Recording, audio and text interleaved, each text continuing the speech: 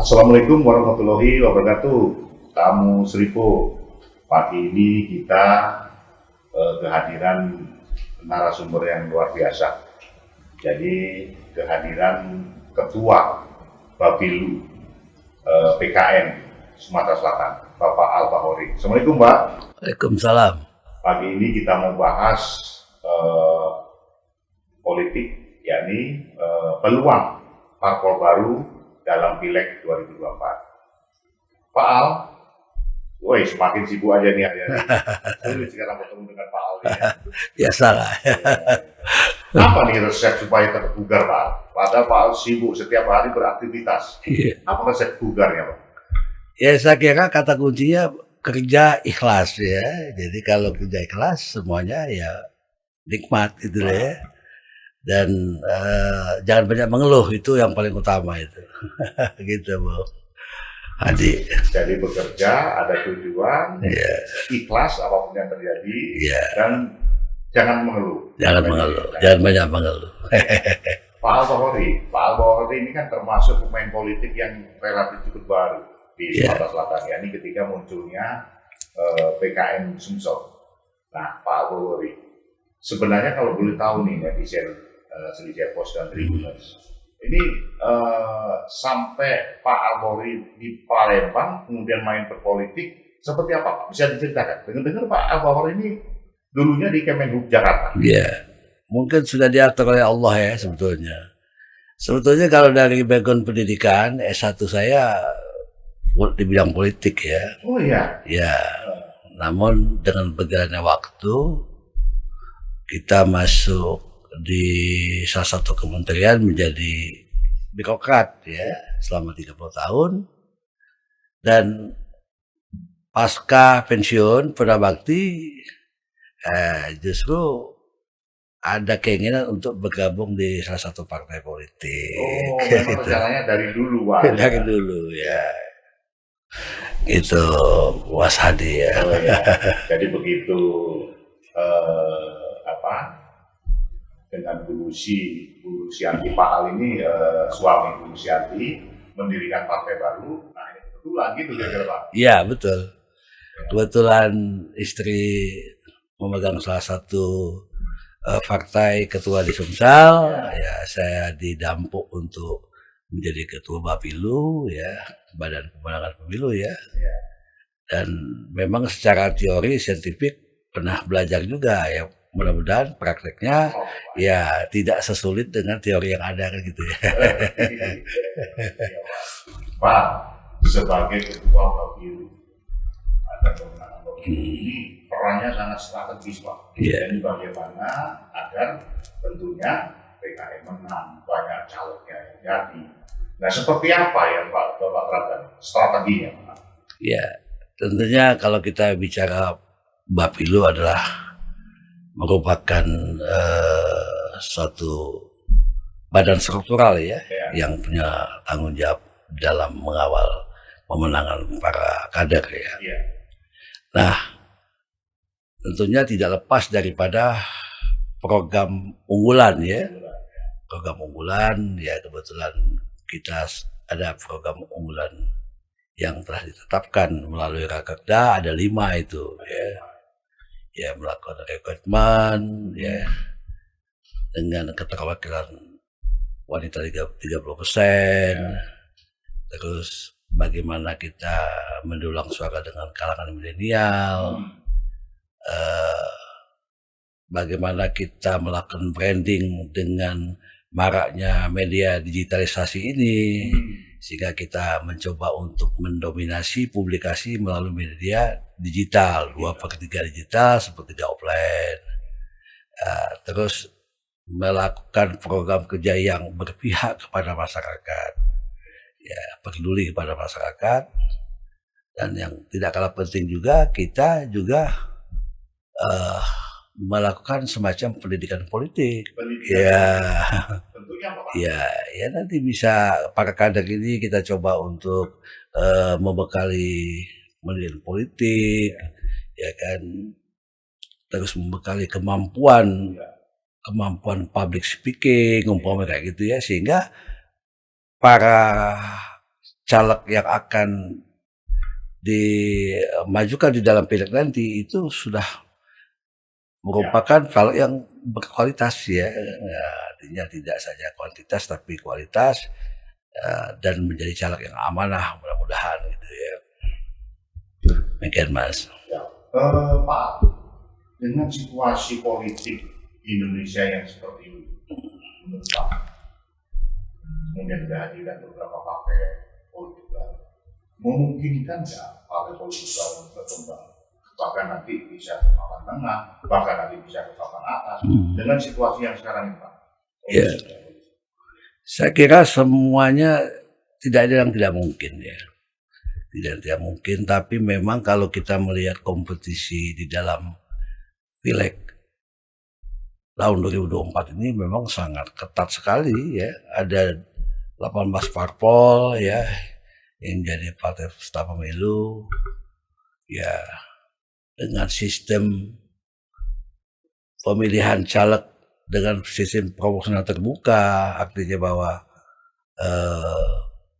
masyarakat memilih para caleg partai, dan itu tidak mudah gitu ya. Perlu ada strategi dan taktik yang betul-betul mumpuni untuk mencoba lolos para caleg ini di parlemen pada setiap dapil itu Mas Adi. Ya. Oh gitu ya. Kemudian Pak, selain nasional tentu saja lokal. Selama beberapa masa ini Bapak menangani PKN, bagaimana nantinya kans di Sumatera Selatan menurut Pak? Kalau melihat perkembangan di masyarakat Sumsel ya, itu indikatornya bahwa banyak para politisi, mantan birokrasi, akademisi, ya profesi yang mau bergabung menjadi bacalek di PKN. Ya, saya kira itu saya kira itu bentuk daripada minat masyarakat untuk bergabung di Partai Kebangkitan Nusantara Sumsel itu. Targetnya seperti apa Pak? Di setiap kabupaten maupun di provinsi Pak? Ya insya Allah lah kita, karena partai baru ya, mudah-mudahan di setiap dapil itu minimal kita bisa meloloskan satu caleg ya. Iya. Satu caleg di setiap dapil ya. Setiap dapil. Dan hal yang memang menjadi fokus perhatian teman-teman di PIMNAS ya, mudah-mudahan PKN ini bisa masuk di tingkat DPR RI ya, minimal bisa melampaui parliamentary threshold 4% itu ya, sehingga kalau kita bisa lolos di tingkat nasional itu kan partai ini akan lebih mempunyai makna lagi di masyarakat. Yakin nggak Pak dengan akan mencapai itu kira-kira lihat kondisi? Ya, kita harus yakin. Kalau bahasa kitab itu kan hakul yakin.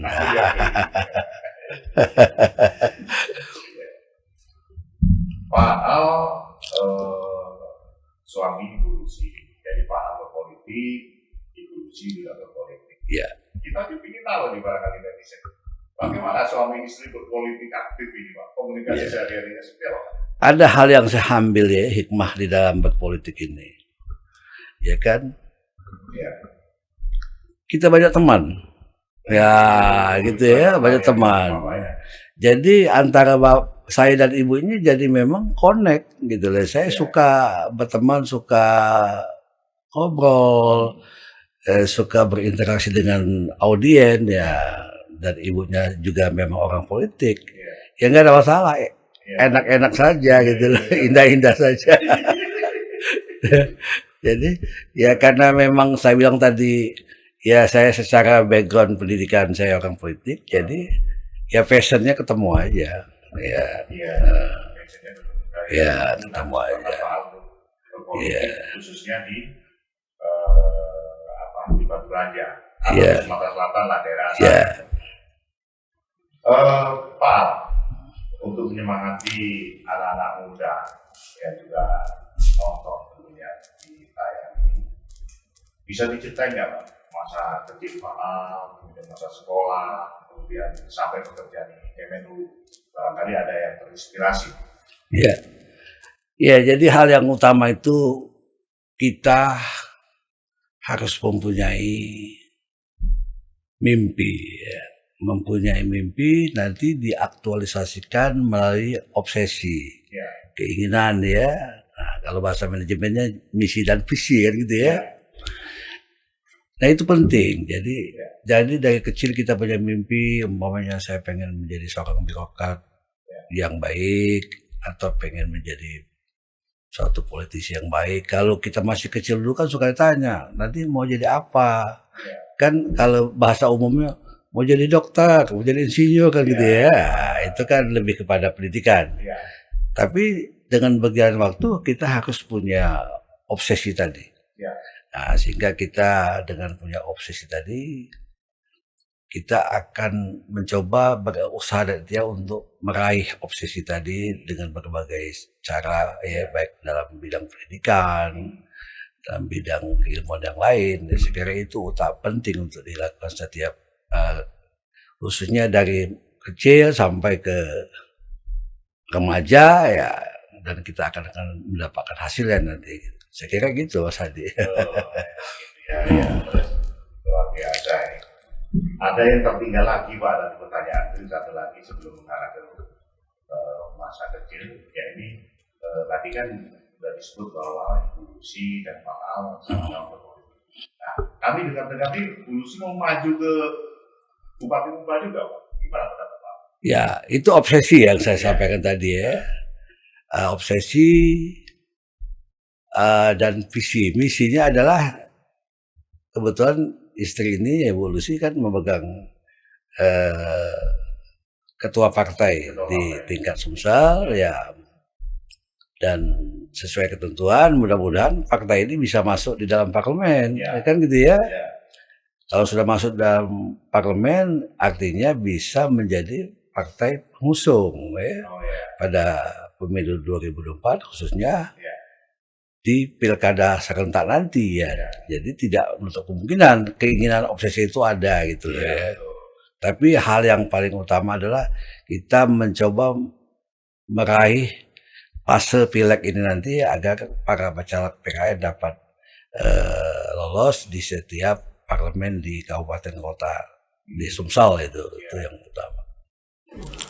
Khususnya di Muba Pak ya. Muba ya. Langsung gitu ya. Ya, makanya saya bilang mudah-mudahan Muba kita memperoleh kursi di setiap dapil ya. Itu yang paling prioritas itu. Pak tadi sebutkan bahwa era digital, ini kan era digital ini tidak lepas milenial. Nah, bagaimana Bapilu PKN ini menyikapi bahwa kalangan milenial ini juga pendulang suara yang besar Pak? Ya, saya kira kalau kita bicara milenial, kita bicara media, digitalisasi media daring ya, di mana memang teman-teman milenial ini kan banyak bermain di wilayah itu. Makanya salah satu strategi kami selaku Bapilu ya menerapkan strategi 2/3 menggunakan media online, sepertiga menggunakan media offline dalam kerangka untuk melakukan branding, baik itu personal branding, political branding maupun political marketing. Dan ini saya selaku ketua Bapilu di Sumsel, saya mewajibkan malahan ya, terutama untuk para caleg nanti yang di dapil untuk DPRD provinsi, khususnya yang wilayah yang cukup besar ya, maupun yang caleg DPR RI. Nah, kita coba melakukan branding melalui medsos ya kan, dengan berbagai platform, apakah itu TikTok, WA, YouTube dan sebagainya, Instagram. Tapi untuk di daerah-daerah yang boleh dikatakan masih terpinggirkan ya, di mana frekuensi sinyal juga agak lemah dan memang culture budaya kita itu masih ditekankan untuk offline, ketemu tatap muka langsung. Ya, demikian Mas Adi. Jadi gabungan antara Online dan offline. Ya, offline. Apakah para caleg ini kemudian nanti ada semacam diklat untuk digital atau seperti apa Pak? Ya, jadi kan setiap dapil itu biasanya kan minimal ada 5, 6, 7 kursi ya. Nah, saya tekankan bahwa setiap dapil ini perlu dibentuk satu koordinator, dan kalau untuk mengoptimalkan branding di media online ya, mereka harus meng-hire lah semacam konten kreator ya yang memang ahlinya, supaya konten-konten yang disajikan, yang disampaikan ke konstituen khususnya di dapil itu bermutu dan dapat diterima oleh halayak dapilnya masing-masing. Lalu Pak, apakah ada kata-kata mutiara sehingga mereka bisa terinspirasi, bersemangat, karena sebagian dari mereka ini sampai sekarang juga ada yang bisa apa-apa menghadapi situasi yang sekarang. Iya, ada kata-kata bijak yang saya kira perlu menjadi perhatian kita bersama ya. Tidak saja hanya kalangan milenial, bahkan kalangan yang sudah kolonial. sudah kolonial sudah. Tadi saya sampaikan jangan banyak mengeluh. Ya, karena mengeluh itu kita akan lupa dengan ketetapan Allah. Ya, dan banyak mengeluh pun akan melemahkan kita. Ya, menjadi kita pesimistis ya, dan energi kita banyak kebuang. Jadi kata kuncinya jangan mengeluh, selalu semangat. Wah, kan gitu ya. Semangatnya itu harus bergelora, apalagi kita main dalam wilayah politik. Ya, tanpa semangat yang tinggi ya sulit kita untuk berkompetisi dengan partai-partai lain. Nah, ada kata-kata bijak yang juga perlu kita ketahui bersama ya Mas Adi ya. Ya, tidak ada kesuksesan tanpa kerja keras. Dan tidak ada keberhasilan tanpa kebersamaan. Dan tidak ada kemudahan tanpa doa. Jadi doa juga penting. Jadi usaha ikhtiar ya kan, kun fayakun, urusan Allah, urusan kita usaha ikhtiar, dan jangan lupa berdoa kan gitu. Saya pernah sholat maghrib, sholat isya dan taraweh di mana Pak Al-Fatihah ini sebagai imam. Ini ada suratnya berganti terus ini. Iya. Bagaimana mempelajari agama Pak? Apakah pesantren atau seperti apa? Oh enggak juga. Jadi sebetulnya sebagai seorang muslim kita harus selalu belajar ya, secara kapah kan gitu ya, dengan kemampuan masing-masing. Jadi sebetulnya kalau kita menganut agama ini kan tidak saja secara harfiah ya. Kalau bahasa kita itu secara verbal ya, mungkin substansi juga perlu kita lakukan, sehingga minimal ya ibadah mahdoh ini ya yang diwajibkan oleh Allah SWT seperti sholat ya kan, sedekah dan sebagainya, jadi ceramah ini. Nah, harus berimpact ya terhadap aktualisasi diri kita dalam kehidupan sosial. Ya kan, jadi Allah menekan kita berbagi, bersedekah itu ya itu sebetulnya dalam kerangka tadi menyenangkan orang lain, khairun nas anfa'uhum linnas. Gitu. Jadi dalam keseharian ya dilandasi agama itu sangat perlu. Ya, jadi supaya seperti kita bicara sholat nih ya kan, mencegah perbuatan keji dan mungkar. Nah, kalau sholat kita memang betul-betul bagus, di dalam praktiknya pergaulan dengan masyarakat, kita akan sesuai dengan apa yang disyariatkan oleh agama kan gitu ya. Harus berbaik, ya menyenangkan teman-teman orang lain, ya memperhatikan bagi yang memang perlu kita perhatikan, ya gitu ya. Saya kira indah. Islam itu indah betul Mas Hadi ya. Ya kan? Oh, sangat luar biasa ini. Dan Pak Al-Hori. Pak Al-Hori, menutup pembicaraan diskusi kita pagi ini, ada nggak kira-kira kata-kata mutiara untuk kawan-kawan netizen itu, orang muda, supaya mereka ini juga punya peluang berpolitik, Pak. Kan biasanya anak-anak muda ini sudah apatis berpolitik. Seperti apa kira-kira kata-kata yang bisa mengena mereka? Ada kata-kata filosofi ya, filsafat dari Socrates ya, filsafat Yunani zaman dulu. Ya, dia bilang begini, nalar yang hebat itu, ya, pikiran yang hebat adalah dia selalu membicarakan ide dan gagasan. Ya. Nalar yang biasa-biasa saja, ya, dia selalu berbicara mengenai peristiwa, ya, saya dulu, aku dulu, kan gitu ya. Dan nalar orang yang rendah itu ya, dia selalu berbicara mengenai orang lain.